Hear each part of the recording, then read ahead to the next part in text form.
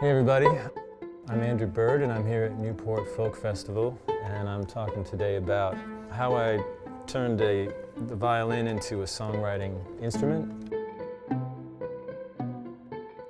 Violin and wind instruments are typically linear melodic instruments. They're not chordal instruments, so they also happen to be up against your vocal cords, and they're effectively like singing, you know. So the reason piano and guitar work so well, not only because they're chordal instruments, but they're also away from your vocal cords, and you can do a little more like, you know, patting your head and rubbing your stomach, kind of contrary motion. But when you have this instrument kind of pushed up against your vocal cords, the tendency is to just to sing what you're playing. That's the easiest thing to do anyway. So in order to take the instrument and make it a songwriting tool, you have to get it away from your vocal cords and effectively play it like a guitar, but it's not quite that simple. The violin is basically a fretless mandolin, the same tuning. It's not ideal for chording in every key. I mean, going back to like the Bach sonatas and partitas, there's basically, you could do like a chord chart of these Bach pieces. There's like the Chaconne, for instance, is about as chordal as any, you know, classical piece is. They're basically improvisations over chords, just like jazz or bluegrass or anything. And with the violin, like I said, it's like a fretless mandolin. So you've got certain keys are more ideal than others. Obviously, G is a good place to start. C is good, but you get into A flat and there's no open strings. So having open strings really helps. It's not designed for like a guitar is. Playing it like a guitar, you can, using different techniques, you can sort of play finger style. It's tricky.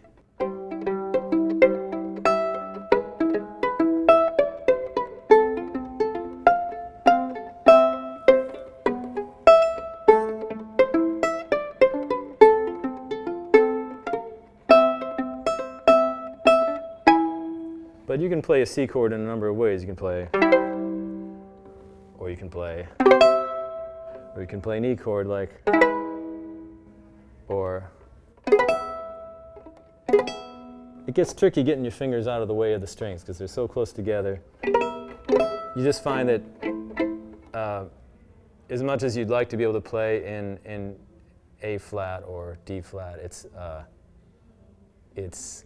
it's just going to be hard to sing over because there's so much that can go wrong. Years ago, I found myself out in western Illinois on a farm, living in a barn, and I had a lot of time on my hands, so I figured out with various tools how to turn this linear instrument into a chordal songwriting instrument. And one of the first tunes I did to figure this out was called Trimmed and Burning. It's a mashup of a couple different old spirituals. But it was kind of a revelation at the time. I was just able to take this tune and expand beyond what the limits of the instrument. So this is using the looping pedals. I could also be just playing without the loop, you know, and playing it like guitar. So I start off with the parameters of the phrase of the song. So I go.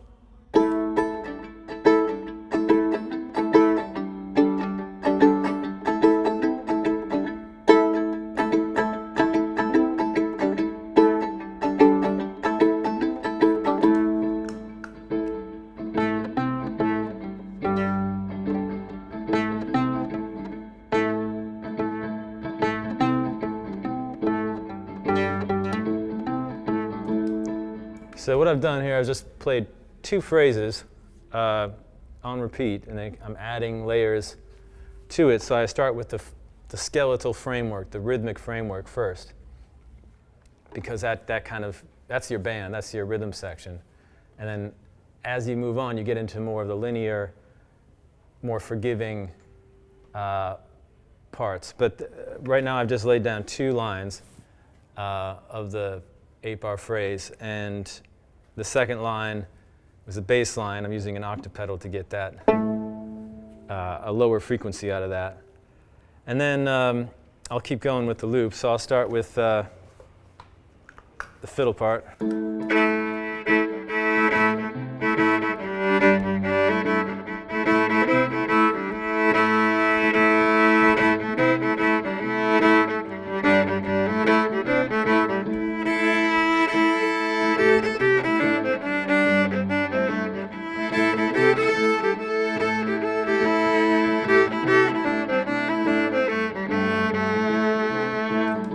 Okay, so that's 4 layers. You go beyond that and it starts to get a little overburdened and a little messy. So it's kind of good to know when to stop. And so what's interesting with making these loops is your personal feel, your way of playing that thing. Like here I'm getting kind of almost an accordion-like breathing in the phrase.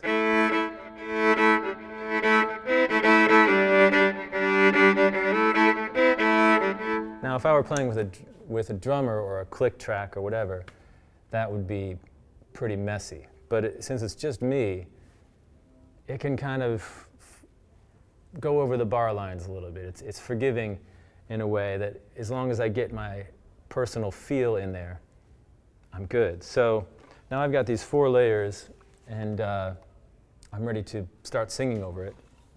So I'll start with the fiddle melody.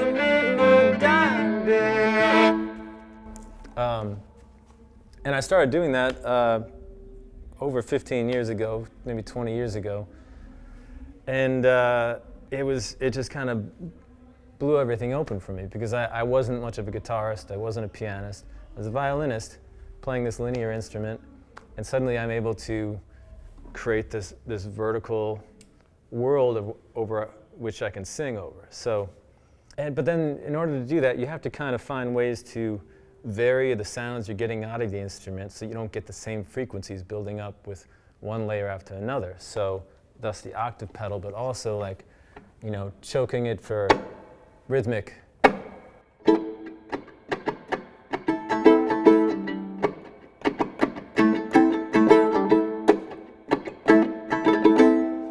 You know, it starts. The problem is that like a lot of people will do loops with the guitar on looping pedals that do even the same frequencies, loop after loop. And it just doesn't end up sounding, it just sounds like a mess because there's no variety in frequencies coming from the same instrument. So it's important to kind of keep moving on from layer to layer to a different type of sound you're creating. That was the first tune I ever did, that Trimmed and Burning song. And the second tune I figured out was a tune called Why, which I still do live. And this one is interesting because I can really play with time, because I'm not playing with a drummer. It's not, I can go so far back on the beat that I'm in a whole nother dimension rhythmically. So I'll demonstrate.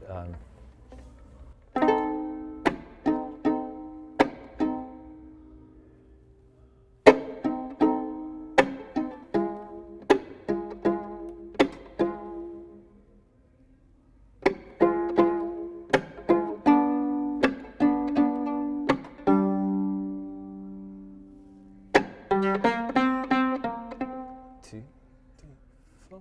1, 2, 3,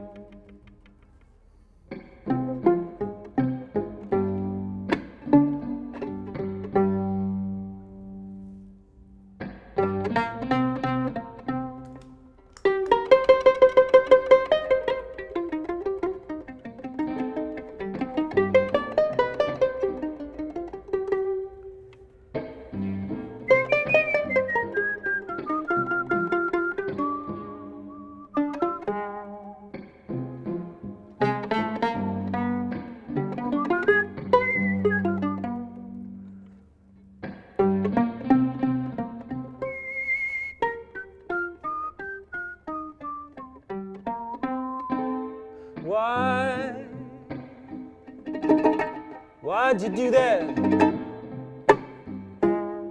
You shouldn't have done that. If I told you once, I told you 3 times that you get your punishment when you show me your crimes. Now I move on to the bridge, which has got different chords than the loop, so I go. I thought the time would tell. Then I figured out in the bridge, it starts on an F chord and F minor, and then the second chord is actually a C minor, which is the first chord of the loop. So then I cue the loop up just for a couple bars, and then I turn it back off again. And so. I thought the time would tell.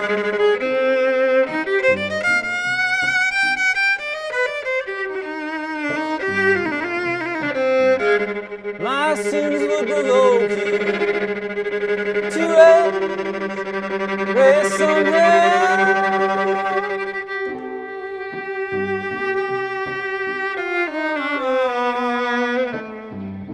Not a chance.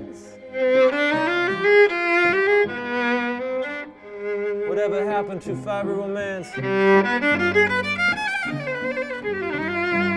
How I wish it was.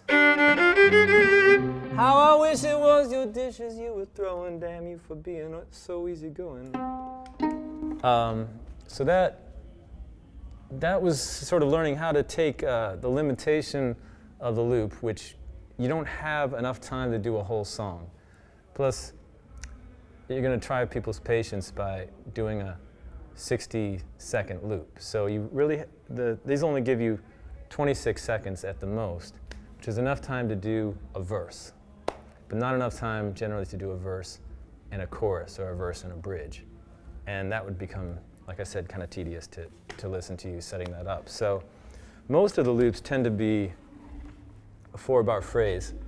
There's another kind of style of loop I do where it's like that, like amitosis is.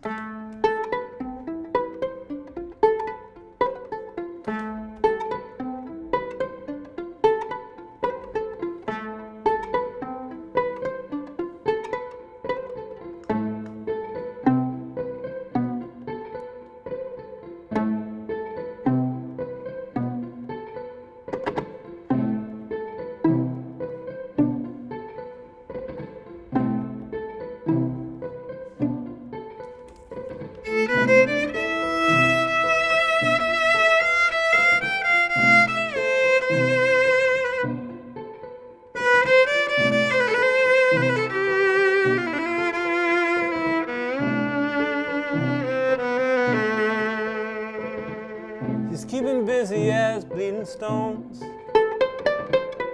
his machinations and his palindromes. Anything but hear a voice,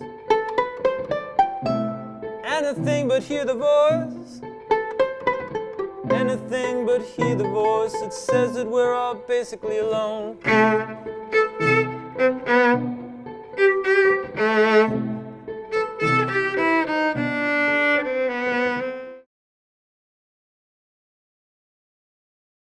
When I first started doing this, I thought, oh, this is a cool compositional tool. It's a way to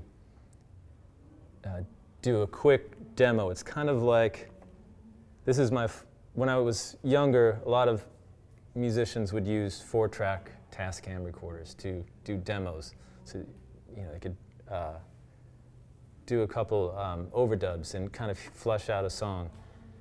I remember I had a conversation with David Byrne about how he would use that.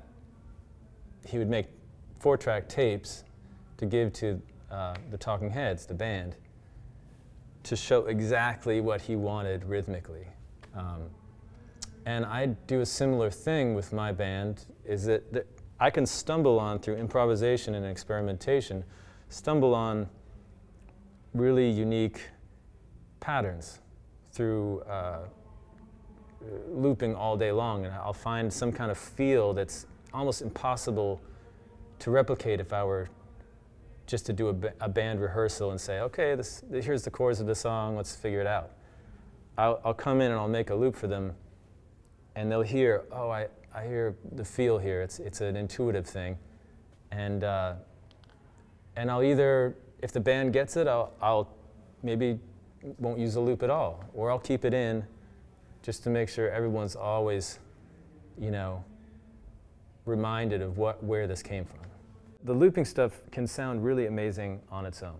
It's challenging to integrate it into a band setting. First of all, because it's fixed, it's a loop. So getting the drummer to play along with it is always a tricky thing. And sometimes there's more of a burden trying to keep everybody aligned with the loop. So I've been dealing with that for a long time. There are ways to do that.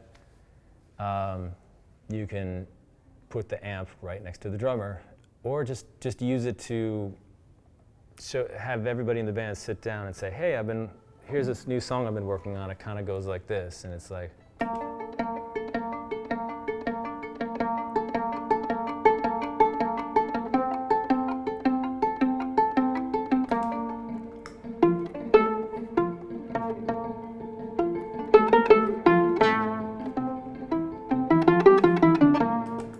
And that's a great bass line. Why don't you try that out? You can just get everybody going with it and then turn it off, and you're like, and everyone's flying without training wheels. It's just I've done that many times where I start with the loop and then I just turn it off and I'm like, okay, everybody's got it. Let's jam without it.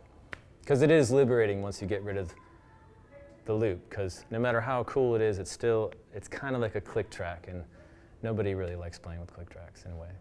Or, I still use them live, and they're not quantified, they're not on a grid, and that becomes part of the high wire act of the show, is can everyone hang together. But, a lot of my drummers over the years would have often asked me to lose the loop, because it's nerve-wracking for them to try to play with. So in a way, this looping has kind of helped me communicate with other musicians. For instance, a bizarre bass line that I came up with on Pizzicato. A lot of times you stumble on things that don't really conform to conventions. So in a way, it's kind of helped me keep my music more unusual and odd. If I hadn't gotten into this, I probably would have just moved to the guitar entirely to write songs, because I think of myself just as a songwriter that happens to play violin. Doing this has helped me stick with the violin and keep it a part of the songwriting process. as opposed to just completely using it as the icing on the cake. It's fundamental to the structure of everything. All right, well, thanks for watching, and have fun trying some of these techniques out. I hope they help expand your instrument and your songwriting. They have done that for me, so carry on.